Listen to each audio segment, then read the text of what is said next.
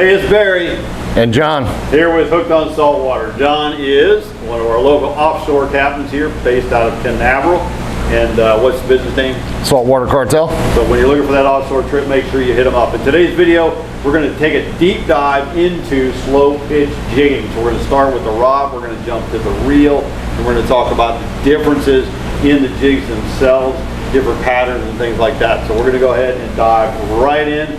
So let's take it away, starting with the rod. What makes first of all, pitch rod different than the rod? The rod controls the jig. That's pretty much all it's there for. You got to kind of forget about how you learn how to fish. You know, you don't want to stick the rod in your hip, crank and pull. Okay. You know, pull and crank. The rod is specifically designed to give the jig the proper action. They're super light, real sensitive. Rod, but you're catching big fish on these. Yeah. Okay.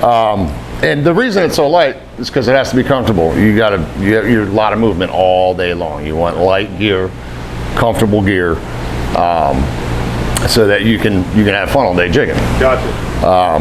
So from a blank standpoint, is this different than your standard offshore blank or your standard blank? Is there something special, or is it the way the guys are? What makes because it is a much smaller rod? Yeah, it's the tip. I mean, the tip is what is giving the jig all the action, and if you pull down on that tip, go down. This thing has got a ton of flex, and the reason that is when you bring your jig up, it loads your rod up as you're coming up. And then as the jig falls, that's what gives the jig the action. So you need a rod that's going to load really good up on the tip. Okay. Yeah, and your typical offshore rod's not going to do that. No, they're just too heavy. It's not, it's just not designed for that. Okay. Let's talk a little bit about the eyes. Somebody put the eyes on the rod. No. That's actually, a lot of people see this rod and they're like, what happened to the rod? Yeah. It's designed that way so that while you're jigging, you don't want, when you come up and load your jig up, load your rod up, you don't want your line wrapping around the tip. And what this does is as you come up, if the line gets around, it slides right off the end of the rod. So you're not going to get... guys being off-centered is meant to be. Correct. Now, not all rods are like that. Pass this by here.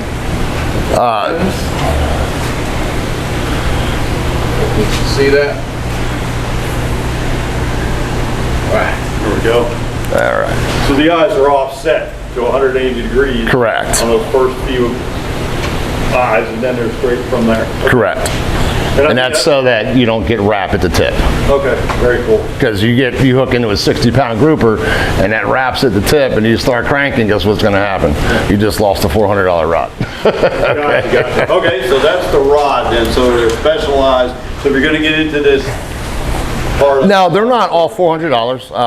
I actually started off, the Star makes a really good slow pitch rod. And he's usually run about between 250 and 280. Really good rod. Actually, it's a Star rod. Star makes great rods. Yeah, right, of course. Then you got your So the next part of the equation then is going to be your reel. And you're going to notice that reel's really small. And the reason that reel is so small, again, comfort while you're jigging. And you're not going to hold this rod like you would hold a normal rod. All slow pitch rods have a trigger here. And that trigger is meant to be between your pinky and your ring finger. And that's how you hold your rod. Okay. Reason being, you have control over the rod. We're using narrow reels because you don't want to have to be so concerned with your line coming on your reel level. You don't want to concentrate on it. You want to concentrate on what you're doing with your rod. Right, okay. The good thing about these narrow reels is if you're starting to reel up this way and your line's packing up this way, you got to do is turn a little bit and it'll come back down. Fall right down. Okay. So it's just a little trick. Now these are specifically designed for slow pitch? This is a torium. What you want to use is a light, narrow spool reel, high retrieve capacity. Okay. This reel if I'm not mistaken, is 48 inches per crank. Nice. Okay, so let's bring it along the line. You want to get the line up as fast as possible. Right. Yeah, because you're fishing 270, 300, and even deeper. Right. That's a lot of turns. To get. Plus, you're not putting heat on the fish with the rod. It's just the reel. Yeah. You know, so when you start jigging, you want to have your rod up under your forearm as like a lever. Okay. You know, I've seen some people do it like this, but you can only go so high, right? So you put it under your forearm, and you can bring it all the way up. Let your rod load up, and then come back down. Your jig does what it's supposed to do down in the water column. And there's a reason it's called slow, because you're just kind of. It's a lazy way. It's a lazy way. Giving it that. No, you're not speed jigging. You know, you're not cranking and lifting and cranking. And I think that's one of the misconceptions that I've been hearing and seeing when it comes to the differences between the type of jigging is that with the slow pitch, it is more of just a relaxed, get in the motion, work the jig, let it do its work. You want the jig to do what it's designed to do down there, and what it's designed to do is look like a wounded bait fish. Versus that's what it's designed to do. Hyper this all exactly. Wear you out pretty quickly. Right. It's not designed to look like a fleeing bait fish. It's a wounded, easy prey kind of thing. Someone falling down towards their feeding zone, not running away from it. Correct. Okay, great. Okay, so we kind of talked about the rod. We talked about the reel. All right. After you have your rod and your reel picked out, then it comes line. You got to put the right line on. We're fishing for big fish with these rods and reels. You're obviously using some just mono off the shelf, right? No. And we're not using big braid either. Okay. We're using, I have mine spooled with 20 pound. 20 pound? 20 pound. And the reason for that is when you drop your jig down, every line is going to have some sort of scope belly. Right. Okay. This eliminates a lot of that. It cuts through the water. You're not going to get that big scope that you would get if you were using 40, 50, 60 pound. But we're chasing big fish, but you're using a light line. The braid capacity on this 20, 25 pound braid, it's outrageous anymore. I mean, and you're using the reel. You know, you can put some heat on the fish, but basically your reel's doing all the work. You're not high sticking. You know, so you're not putting too much pressure on the line. Okay. All right, so very important. Is there a color that's probably, well, it's going to depend on where you're doing this at. Yeah. So let's say in this Florida area, East Coast, where we're at, is there a color that... I like blue. Some of these... Let's say what's the most popular. You can count how many feet you have out based off, line, color. It changes as it goes down, so, but, I mean, I just, J-braid. 20 pound J-braid is all I use. Haven't had a problem, haven't had a break off yet. Gotcha. And then we attach it to with fluorocarbon, 50 pound fluorocarbon with either FG knot or a PR knot. Yeah, and then you're rock solid at that point. You know, as long as you use the rod and the reel correctly, they're pulling up swordfish with these. Nice. 1,000 feet of water. It's a lot of cranking, but the rods can hold fish. You'll be surprised. Yeah, right. No, that's awesome. Now you can downsize your whole gear, but still get on to big fish. All right, so we're going to go ahead and jump into the jig. The most important part really is the jig. So let's talk a little bit about the shape of this jig. Different styles, different shapes, different weights. A good rule of thumb while you're slow pitch jigging is this is a 300 gram jig. What makes that different than a vertical jig?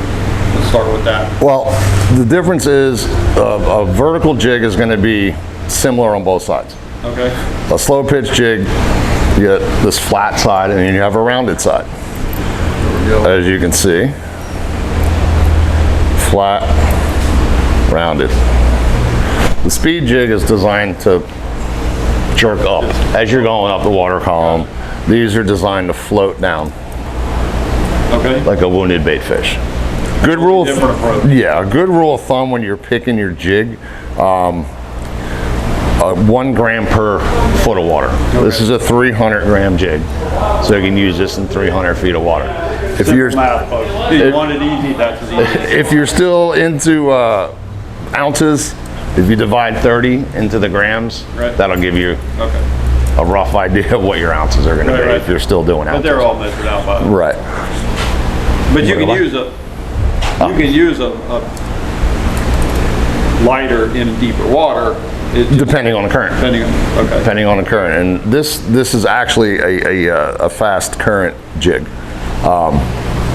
When you let your jig down. Now, when you're saying fast current, that's because of the being a. It's a torpedo shape, correct? There's less drop and less drag, less surface, less for that current to for the current to grab onto. Versus, hold on, let's see this one. So this would be more of a really slow. Your ideal current would be like 1.5 to nothing. Right. Okay. You know, yeah. For and you could use that jig in any knot and a half current. Gotcha. Okay. And you're going to get a really good flutter out of that particular yeah, that one looks really nice. Okay, so these the reason these are shaped the way they are is because they get down to the bottom quicker. okay, And like I said, there's less surface area for the current to grab. but they still have that same action, even though It's a little less action than they what. still have that more. Yeah. They're not just going to drop straight up and down. Correct. You're not going to get as much action as if you were using Okay. one of these, but yeah, you're going to get the same action. And when you let your jig down, it's real important. These things are designed to fall like this once you load your rod up, Okay. and it's coming down. So- You got to keep some tension on your line as you're letting it down. That's what I was going to say. Finger, So if we got. thumb on your spool, something. You got to keep a vertical presentation. Okay.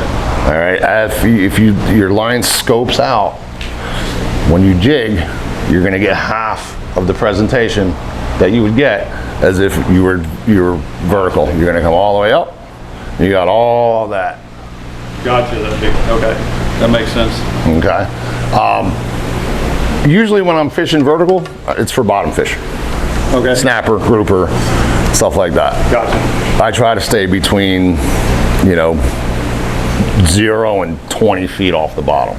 Red snapper will come up a little bit in a water column to eat a fish, but grouper, 15 feet off the bottom is usually where I want to be at when I'm slow pitching. So now are you dropping to the bottom and then cranking up? 'Cause What you I know do- You got 4 foot. What I do is once I hit bottom, you're going to have some sort of scope. You're going to have some sort of belly in your line. Okay. Couple of cranks, straighten that back out, drop back down. As soon as you feel bottom, as soon as I hit bottom, I'm jigging. Okay.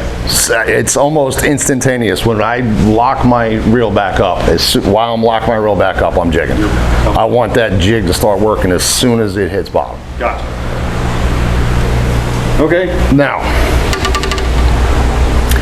these flatties are also real high flutter jigs. Hold that up there. So It's flat on both sides.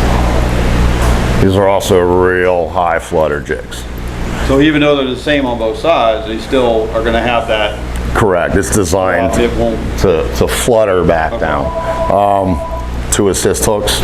I'll use one hook on top and bottom if I'm in high current, deep water.